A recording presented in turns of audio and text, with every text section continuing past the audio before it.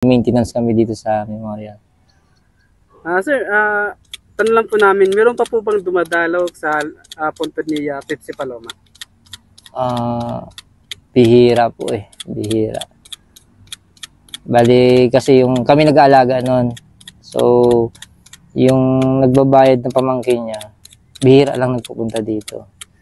So, yung kapatid niya nasa Amerika na. Yung ano. So, mayroon pala siyang kapamangkin ng kamag-anak na dumadalaw dito? Pero bihira lang siya. Bihira lang po.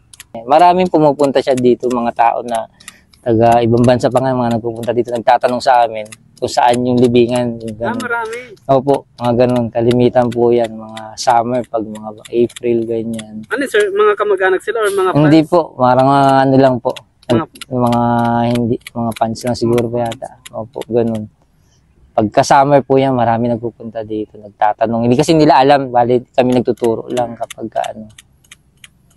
Ganun po.